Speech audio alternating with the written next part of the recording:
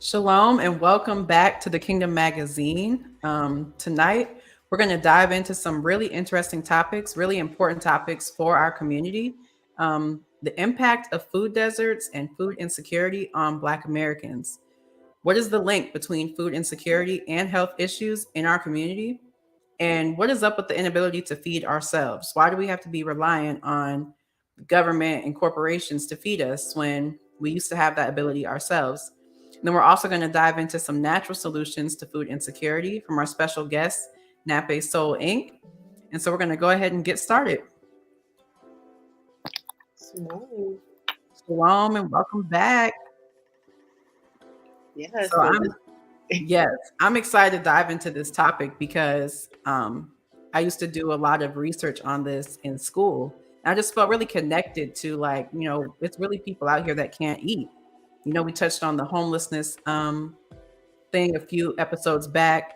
And now we're looking at food deserts, food insecurity. And did you know that this impact of food deserts on Black Americans is such a large impact? So many of our people are affected by food insecurity, and it actually seems pretty calculated. One out of every five Black households is situated in a food desert, with few grocery stores, restaurants, and farmers markets. yeah, that is really concerning. And I live in a predominantly Black area, and that is true. Like in my neighborhood, there's like one grocery store, but it seems like every other corner, there's a convenience store. But there's no Whole Foods, there's no Trader Joe's, there's no like big chains. There's like little small grocery stores that don't even have full um, offerings like poultry and fish, and they might have like some fruit and vegetables, but not a large spread like you would see in really nice affluent neighborhoods or even middle class neighborhoods. So what do we go and do? You see all those convenience stores, like that's the highest thing in our neighborhoods and in Black neighborhoods are convenience stores, not farmers markets, not grocery stores, or even restaurants. So you're gonna go buy, grab a bag of chips. You might get like something fried from like the little, you know, uh, station in the back of a bodega or something, Yeah, which is not healthy. not at all. And it's very sad, honestly, because it just shows, we see where we live. Like you said, the majority of our neighborhoods are situated in these urban areas that do not have access to fresh food, fresh fruit, fresh produce. Like, these are not things that we can just, these are not optional things. Like, these are like, you know, optional should be the chips, optional should be the fries, optional should be whatever else. But like these things that actually sustain us, I mean, we're plants, we know that. Yeah, So the things that's actually going to sustain us, why is that optional? Why doesn't everyone have the same access to that? exactly. And like, for people who, luckily, I have transportation to be able to go the next town over, or 30 minutes out from where I live, to a nice grocery store where I can have a full option to get healthy items. But people that have to rely on public transportation, or don't have a way to get around, how are you going to lug all your groceries across town, and get on the bus and all those things? It's very unfair for our people to have to deal with that. It's So if you, unfair, and they make it very discouraging, like you said, to even go grocery shopping. Of course, we have like Instacart now, but not everyone can afford Instacart. I mean, you have to pay Instacart, you got to pay your groceries, you got to pay your driver. Like, it's all these things you have to pay for that could easily add $20, $25 onto your already high grocery bill. yeah, But for you to try and figure out how to coordinate just getting groceries is a huge problem. So we're definitely going to look at that. And then also this link between food insecurity and health issues in our community. We kind of touched on that a little bit. Like, the corner store, bodegas, they don't have the best options for us. And usually what's found in these stores are items that fit into like the standard American diet, where you have all the carbs, all this fattening stuff, all the sugar, hardly any produce. Like they make it seem like it's not even necessary anymore to have fresh fruit, have fresh vegetables.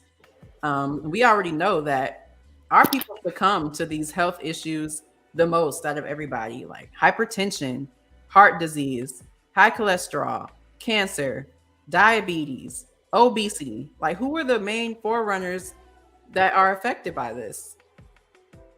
Yeah.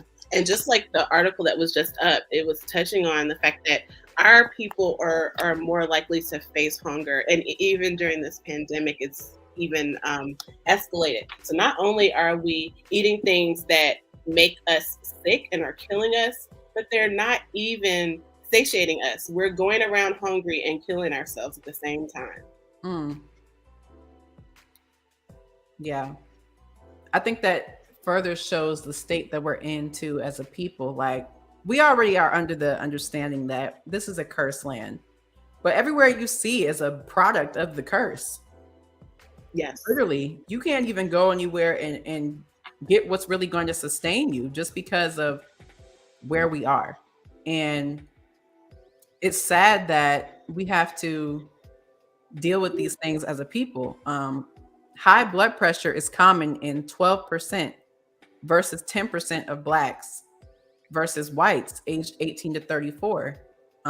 Diabetes is common in 10% of blacks aged 35 to 49 compared to 6% of whites. Stroke is more present. And it's like all these things is more present in us. Yep. And we see where it comes from. We see the link where it comes from.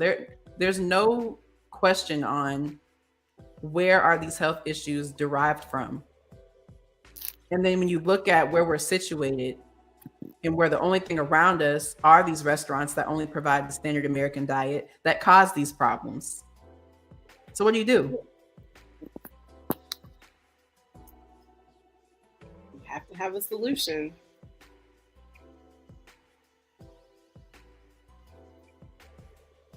It's sad because I know everyone knows, in our community at least, knows somebody in our family or friends who has diabetes, who has hypertension, who's on all these medications for all these health issues that really could be gone if they just changed their diet, if they changed what they ate. But then the options aren't there.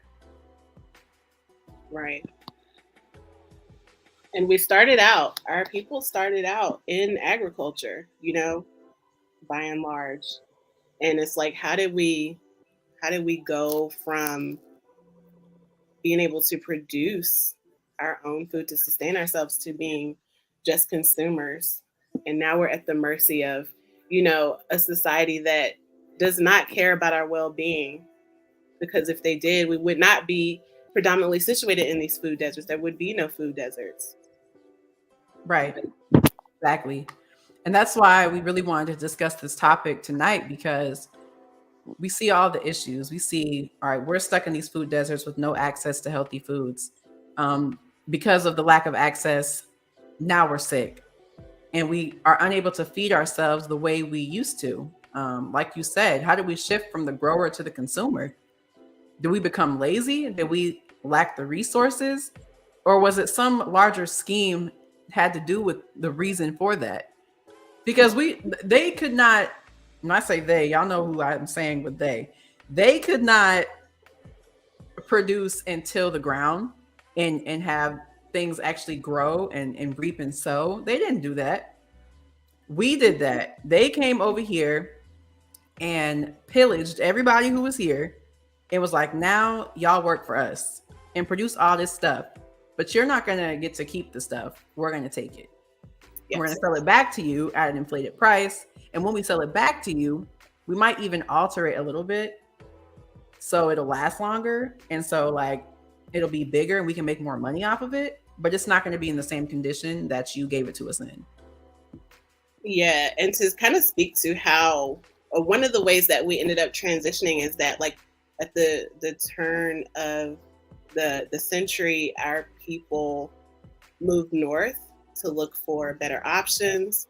So they were leaving the farms and leaving, the South behind to try and, go chase another another way of living, with industrialization of things that opened up factory jobs and other things that could provide what our people thought would be a better life. And the ones that were left behind, it became more difficult to maintain their land. There were discriminatory lending practices, just like with the housing thing, where white families of the same economic status could get a bank loan. It's the same thing with farming too. They discriminated against our people, and it just became very difficult to be able to afford to maintain the land. The equipment got way more expensive, harder to get that. And we of the Black farmers, they had like the lowest amount of acreage, and it's a competitive market. The bigger farmers that have much larger land, they're more likely to get funding and be able to maintain their equipment and their properties. Our people fell behind and continue to fall behind. So speaking to that falling behind, it's definitely about time that we rise up, and the Most High is showing us what time it is. And so I'm very excited to bring to our conversation the founders of Nape Soul Inc., Greg and LaQuaya Smith. They're doing an amazing work in Connecticut, helping to feed our families, educate them, teach them on how they can feed themselves, because it's one thing to show someone better and do better for them, but to show them and teach them how they can do better for themselves is something even greater. Their mission is to help at-risk youth and families become financially self-sustaining and healthy by providing free or low instruction and training in gardening, landscaping, cooking, clothing design, and personal care. Their vision is to be an urban agricultural pillar in the greater New Haven community and to serve as a reservoir of fresh fruits and vegetables to promote good health and feed the homeless and food insecure. So welcome to our show.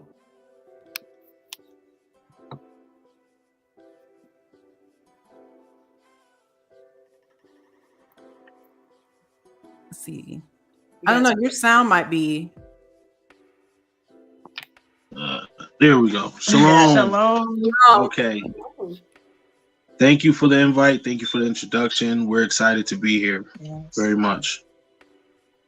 Yes, we're happy to be here, and we're really just glad that you all have dedicated your service and your lives to helping our people, to esteem our people, and something that relatively all of us should be doing, which is sustaining ourselves.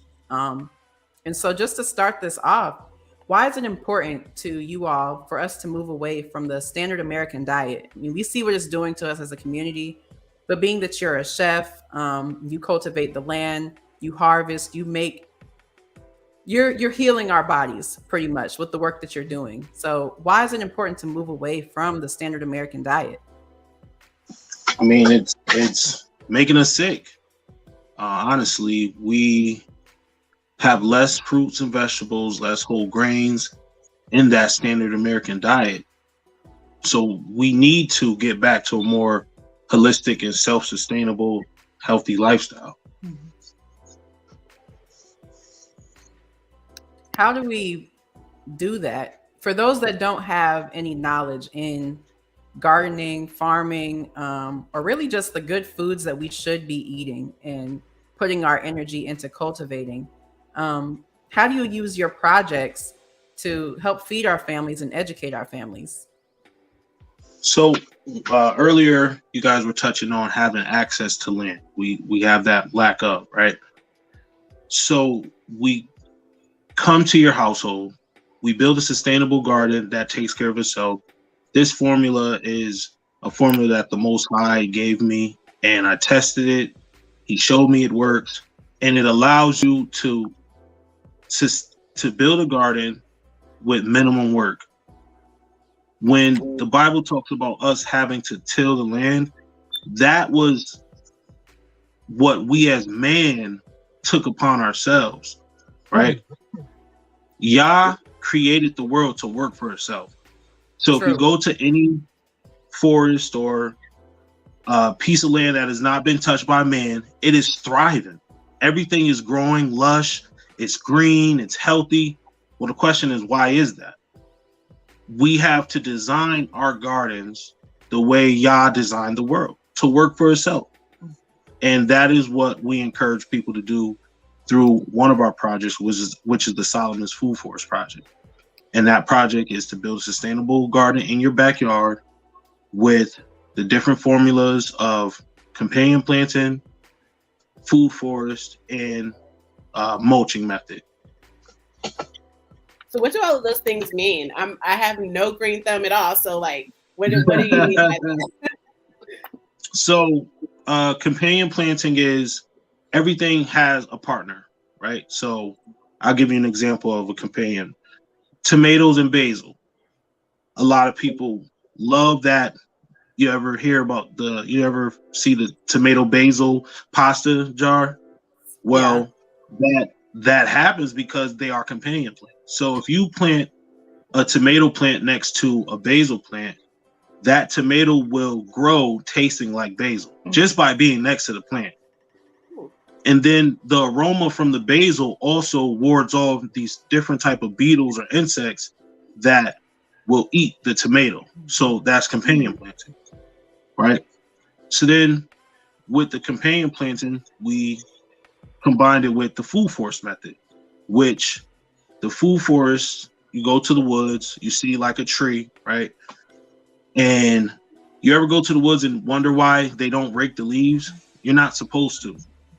The leaves fall from that tree and then they become compost or a cover, right? We're talking about Yahushua being our covering, right? Yah is our covering. Because without our covering, we will lose our nutrients, we will lose our savor or flavor, we will dry out, right? Just so if you see a dry, uncovered ground, it's hard, it's brittle, it's real tough, it's cracked. The leaves act as a covering and allows the moisture to stay within the ground, and it allows the nutrients to help all those, worms and different insects keep the ground and the soil very healthy. People don't realize how important dirt is, right? We look at dirt and it's like nobody wants to be dirty. But when we look at the soil, you don't realize that your soil is important for anything to thrive. Wow. That's like, that really put it into perspective. Like just you saying that Yah designed the world to run itself. Like it's like he pressed on and it's like it's running. And everything that we do now, it's always somebody else controlling it or manipulating it. It's never something that's just autonomous and moving. It's always someone else pulling a string or flipping a switch or doing something extra to it to keep it from its original form. Right. Wow. Right. And, and also just to kind of piggyback on what you guys were saying earlier about the Black community, we don't have access to Whole Foods. Where you see one of our Whole Foods, it's in the Jewish neighborhoods and they have access, right? It's in the predominantly white neighborhoods where they have a Trader Joe's, they have a Whole Food, Elm City Market. Elm City Market is a very healthy store, but it's right downtown New Haven where the Yale students are. So they always have access to this stuff.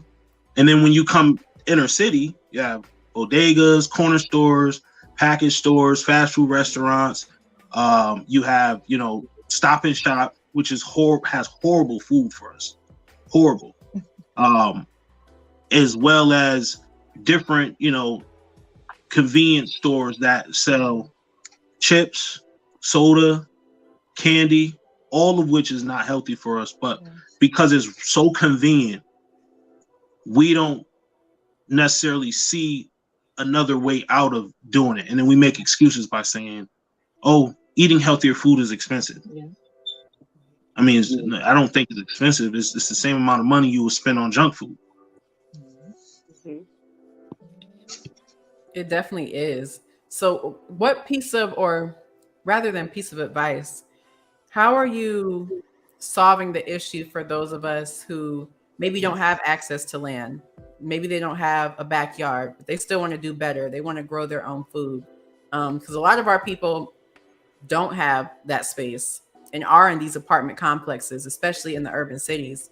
They're just stacked high on Right. top of each other. How can they do better and move away from this sad diet and get back more to what the Most High wants us to be, fueling our bodies with? So Solomon's Food Forest is not only a sustainable garden, it's also promoting a garden community.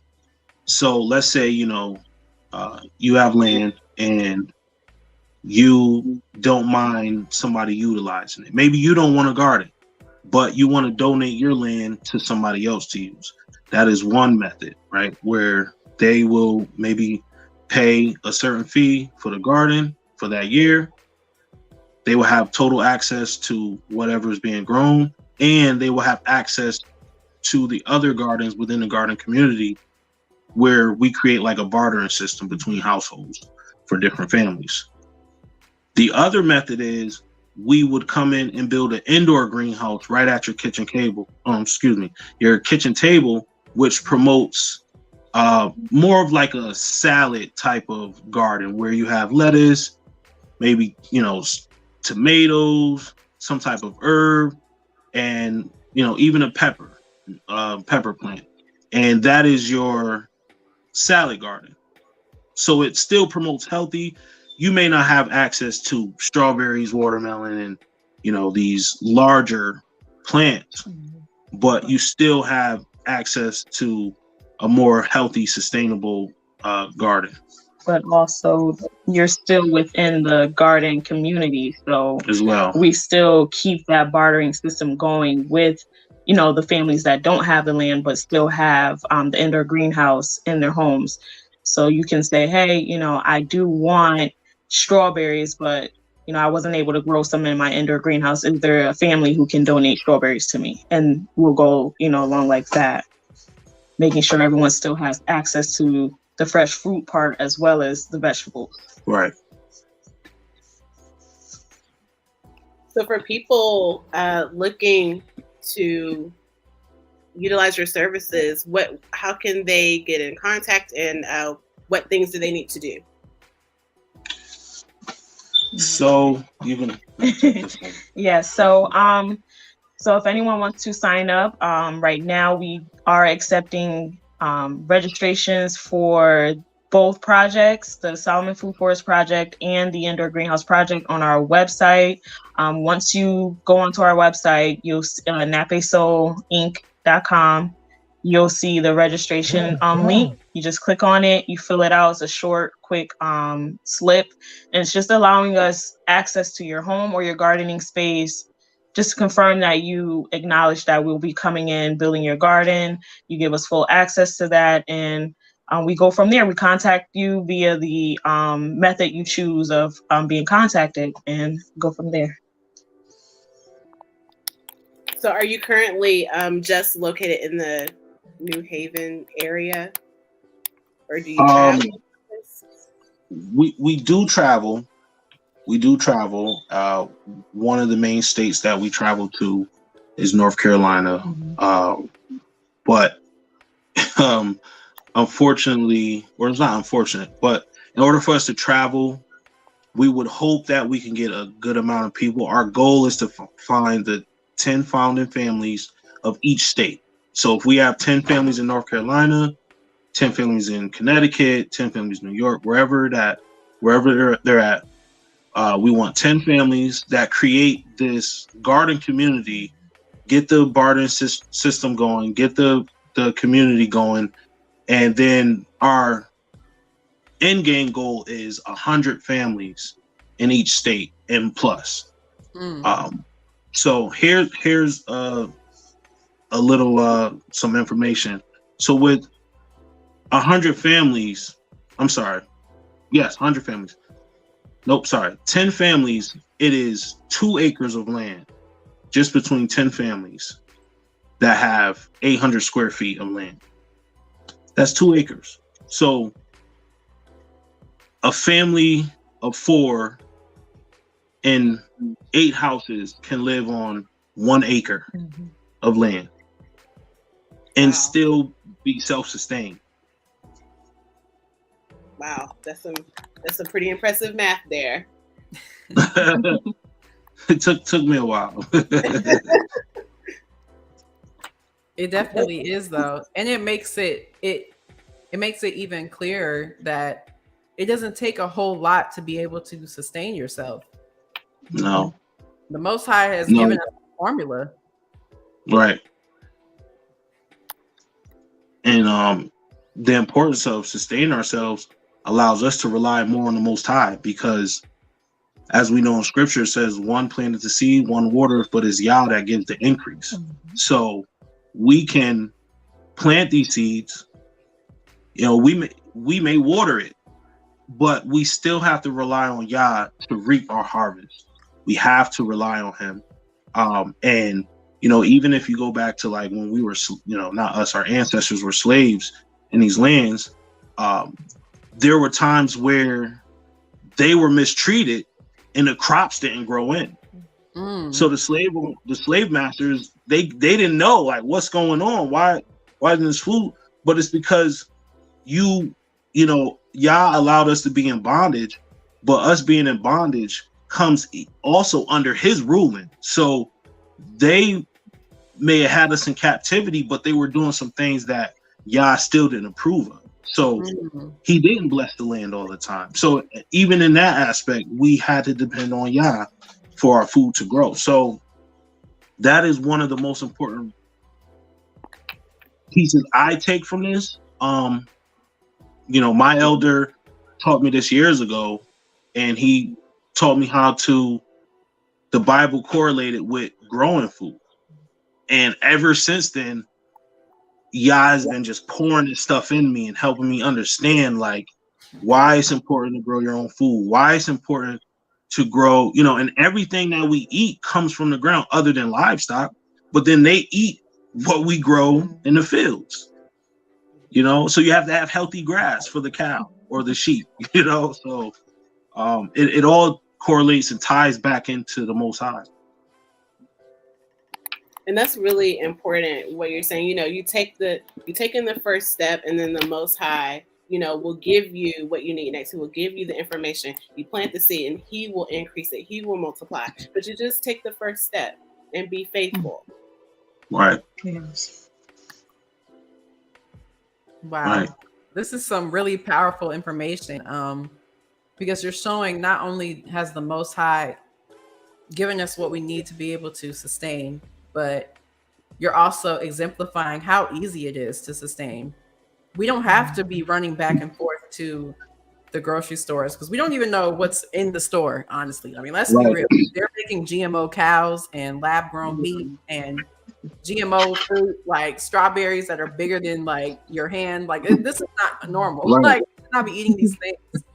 And so we really just have to become more faithful, like Delia said, like you all are saying, trusting the Most High, because he's the one that's going to sustain us through all of this anyway. Right. And might I add, he put the desire on me to do the work. So the best aspect of what we do is Yah has put it on me to do all the work. Like I come to your house, I assess, we build a garden, and then, obviously I can't go state to state, or I don't know, but it'll give me the opportunity to come check the harvest. Even, if you call me and say, hey, we have some sick plants, I come and I replace the plants. I put in a new plant so that way you can at least benefit from, the next harvest. So we're taking it out of, like he takes it out of our hands and he takes, full control of it. He's put the desire on me to just do the work. It's not even a job to me. It's a purpose. That is my purpose, to teach people and feed people how to be self-sustained. And I'm a chef, so I make everything from scratch. I teach that as well, and I give you an example. I don't remember the last time I bought barbecue sauce. I really don't, and or any salad dressing, because when you make your stuff from scratch, it's less preservatives, less chemicals you put into your body. Yeah. So it's just a passion. It's really what we love doing. So do I hear a cookbook on the horizon? Right. I told him. So we are in the process. We are in the process making a cookbook. One of my main things I do make is ice cream, homemade ice cream. Ooh. And my advisory team has been telling me I need to get it copywritten. So I haven't even been able to get it done, or I haven't made ice cream because people have like literally tried to steal my recipe or try to buy me out. And a lot of the foods that I'm moving into making now is very, I mean, realistically, our diets change, especially being as Hebrews. We don't eat the same anymore. So I have to sit back and reinvent my entire menu because my menu was based off of the beef system, shellfish, pork, and eating a lot of that. I mean, you see our people eat that stuff all the time. It's crab boils, and then and that's all they and talk you know about. what? Yeah. And it was the Most High that gave me that. I remember like looking at a crab leg and was like, what is this thing that I'm looking at? I can't eat this anymore.